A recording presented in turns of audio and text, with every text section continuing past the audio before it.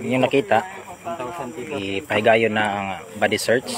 Street-level individual ang arestado sa ikinasang buy-bust operation ng Misamis Occidental PNP sa Barangay Bacolod, Osamis City, Misamis Occidental. Kinilala ni Police Major Dennis Peña Stano, officer in charge ng Osamis City Police Station, ang suspect na isang barbero at residente ng nasabing lugar. Sa naturang operasyon ay nakabili ang poser buyer na operatiba ng isang peraso na hinihinalang shabu na ginamit bilang buy-bust item at nakumpiska sa suspect ang 3 peraso na hinihinalang shabu na may standard drug price na 10,200 pesos at isang 1,000 peso bill na ginamit bilang buy-bust money.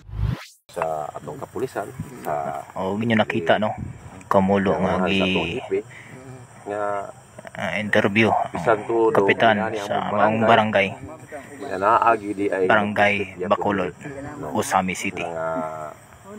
Uban sa atong mayor nga nagpanghusgan gyud ang maong droga nga mawala gyud sa atong Osamis bisag ginagmay ito ni kinahanglan gyud i-monitor no atong mga kabarangayan no. Muna nga salamat ko sa tuwag yung kapulisan sa Osamis no sa ilahag yung abtik ay yung pag-respondi inaning nga mga panghitabo no kay usa sa akong barangay mo na igisampulan ani karon nga ako gali diri sa akong barangay karon gusto gyud ko madagger nga akong barangay.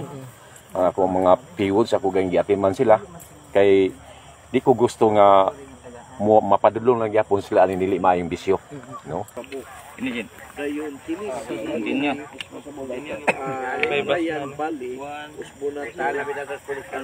Nahaharap ang suspect sa kasong paglabag sa Sections 5 at Section 11 ng RA 9165 o Comprehensive Dangerous Drugs Act of 2002. Ang matagumpay na operasyon ay resulta ng walang tigil na dedikasyon ng Misamis Occidental PNP para sa pagpapaigting sa kampanya kontra iligal na droga upang mapanatiling ligtas at payapa ang nasasakupang komunidad. Kami po ay nananawagan ng suporta at kooperasyon ng ating mamamayan kung meron po silang nalalaman ng mga tao na nagbebenta, gumagamit ng illegal na droga, to report it immediately sa ating mga nearest police station. Makamit na po natin yung drug-free community dito sa Northern Mindanao. Mula dito sa Northern Mindanao, ako ang inyong Police News Network Correspondent, Patrolwoman Rina Celestine Sandrihas, alagad ng batas, taga-taguyod ng Balitang Pulis.